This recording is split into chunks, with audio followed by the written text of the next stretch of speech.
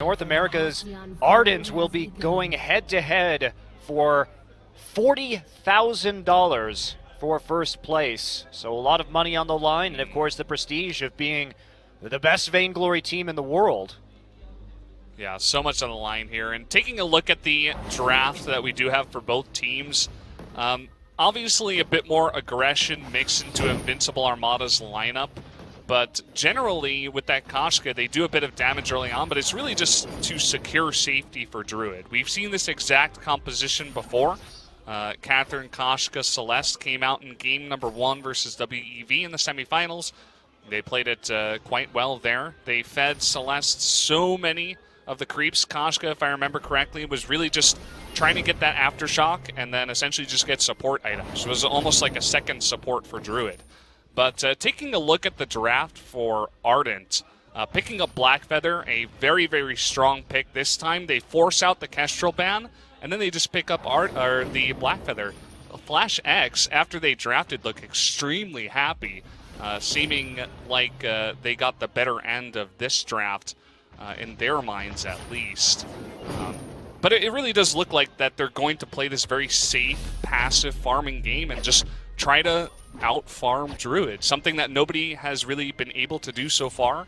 But I said it before, if there's any team to do it, it's going to be Ardent Alliance. Yeah, and the big CS gaps for Druid usually start occurring after about 12-15 minutes, where he suddenly starts seemingly manufacturing minions for him to kill, and the other team doesn't really get them. Mixchi here taking a bit of damage.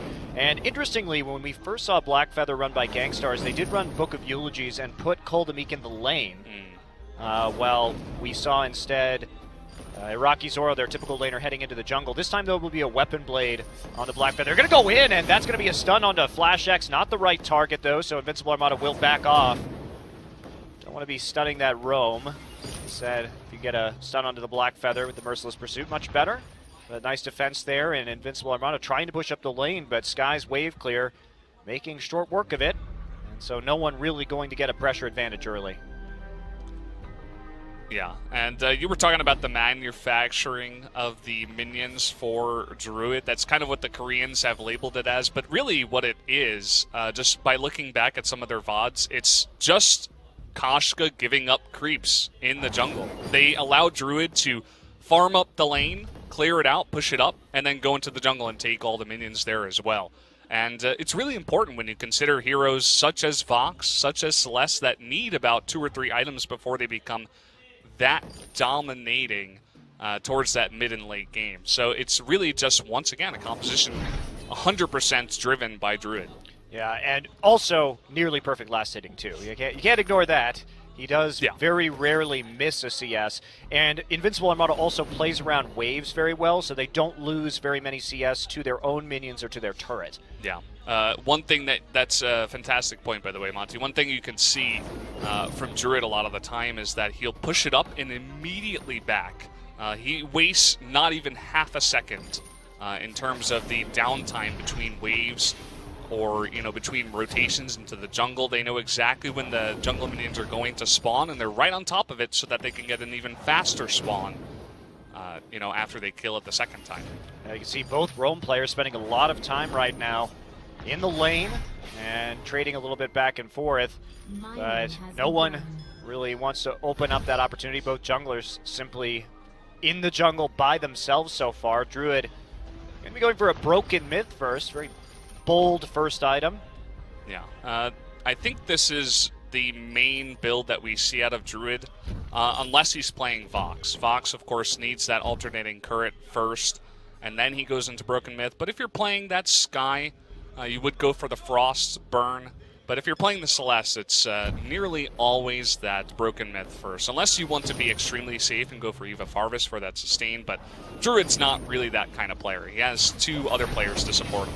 That's right. Wine is level 6 now, so Ardent does have to be a bit cautious about how they approach this. It's a big power spike here for Koshka, and we start to see the light shields coming in across the board for Ardent, with the double crystal power composition is a key item that you need pretty much at all times to play against what we've seen from Invincible Armada this season. And simply some more trading going on here. A lot of emphasis simply on the wave in this game, and we expected this to be a bit of a slow one. So yeah, that's exactly what I was going to say. When you consider the two teams, Invincible Armada and Ardent, they're the two most passive teams in all of VIPL Season 2. And isn't it funny that they are the two teams that make it into the finals, Monte Cristo? That's a very nice Koshka cheerful. That's One of the your fans here. And one of the problems that Ardent had in their matchup against Gangstars was an unwillingness to build reflex block up against the Chain CC and Koshka. Well, guess what, Valdez? Look who has a reflex block early this game. It's Mixi, who was repeatedly killed on Vox while not building one in their previous game, and the first game of the series, where they were having to deal with a Koshka. And that actually made a huge difference in the early game. Ardent, to their credit, nearly won that game anyway, but it was a little silly for a while in the fact that they had no way to successfully deal with the Koshka. It was basically just Gangstars diving this Vox all the time. But he has changed his ways. Yeah, I mean, it's no secret that the NA team practiced with the other NA team and exchanged, some ideas. And the same thing on the Korean side. All right, Death from above going to be used to zone him out. Who's going to get it? Will be actually Flash X on his Arden that picks up that very narrow gold miner take right there. Invincible Armada trying to steal it away, but couldn't quite calculate the damage. So a nice payout to Ardent. Ruin going to go for some damage on a Mixi. Double stun from Celeste, but no follow-up. And now Ardent Alliance taking a small gold lead and a bit more control of this game number one. Yeah, very, very important. That's really the only difference that we are going to see between these two teams when it comes to grabbing objectives. They're not necessarily, they don't play like Gangstars, going for early kills, trying to get advantages like that in terms of like denying their opponent's CS. It's really just about getting all of their own CS and trying to steal away objectives. I wouldn't even be surprised if Invincible Armada was like, okay, let them start the gold mine so that we can have a little bit of extra time to get Druid the farm in the lane, and maybe we'll push it up to the turret, and then we'll rotate down and try to steal it. But either way, they weren't able to steal it, and definitely advantage going to Ardent Alliance here. Yeah, we haven't seen Mixi give up any of those early kills yet either. That was a problem. And Flash X is going to come in, but that's going to be a reflex block for Druid as he quickly escapes. Meanwhile, Wine going to try and turn this one around, gets a nice twirl off. Nice stun onto Flash X coming in from Druid, but Ardent Alliance still pushing forward. Druid will ward them off with another Heliogenesis. So another inconclusive fight. Druid with a very slight farm advantage, but Mixi is no slouch when it comes to farming. He actually did out-farm Rocky Zoro in their series versus Gangstars. Yep, that is true. And Druid actually picking up a Crystal Infusion decently early on. They did nerf the infusions. I think it was patch like 1.9 or 1.10. It was in Season 1 because players would normally not get, or just get them very early in place of other items because you could get such a big advantage because they were worth so much gold. But we don't normally see it this early on too often anymore. So Druid really trying to hit some kind of spot here with the Broken Myth, the Heavy Prism, and a Reflex block for maybe they can take a fight and then take the gold mine back because they can't really afford to lose it once and then lose it again. Then they're just going to get too far behind. Yeah, indeed. And also Shin Kaigen picking up the fast Shiver Steel here. We'll give him a slow on his auto attacks, and you really need to be sticky with this Black Feather to be successful, and they've got a lot of tools to prevent Druid from kiting. They have the Gauntlet, they have the ability for Sky to dive into that back line, Death from above to get a stun, and now some more crowd control added to this Black Feather build. So really looking to make that work and see what they can do to contain Druid, because if they can kill Druid in the late game, there's just not going to be enough damage coming from Koshka to really effectively deal with Ardent's composition.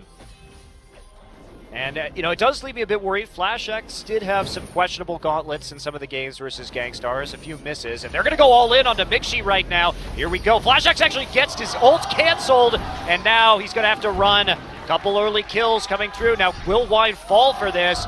And it looks like they will be punished with a counter kill here coming through as Shin Kaigen catches them on the dive, but 2 for 1, and they're going to even up that gold score. And Flash X, that was really well played by Ruin and Druid to get the series of stuns to cancel the gauntlet and turn that around. Yeah, they knew exactly what was coming the second they saw that Ardent. Let's take a look here. Mixie gets caught out, not able to use that reflex block. It's just a little bit early. Flash X jumps to try to go into the gauntlet, and an immediate stun. In fact, Rude was saving it for the gauntlet because he knew it was coming. Fantastic play there by Invincible Armada, and just a couple of kills, 2-1 in terms of kills, but they're immediately even in gold. Yeah, that was a great Catherine stun. Really well played from Ruin. Good prediction, like you said, on Flash X's entrance into the fight and predicting the Vanguard and then the Gauntlet right on top of it. So nicely done, and that means that we do have a bit of a catch-up here after the Gold Miner falls. And now Druid, this is where he's going to start really opening up that farm gap, typically, about this point of the game. He's a little bit ahead right now, but we'll see if he can stretch it as he normally does into the 50-100 CS range. Yeah, well, we're already beginning to see Wine give up some of his CS in the jungle.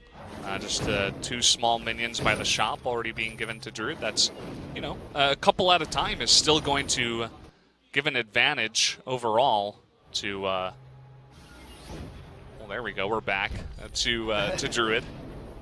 That's right, so it's coming in here, and we do have a little bit of an offensive push here from Invincible Armada. They're still looking to get that gold miner.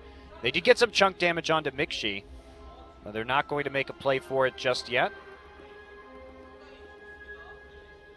And back into pretty passive play. 12 minutes, only 3 kills. Very different from our last series, that's for sure. Yeah. It's kind of interesting just watching this game even.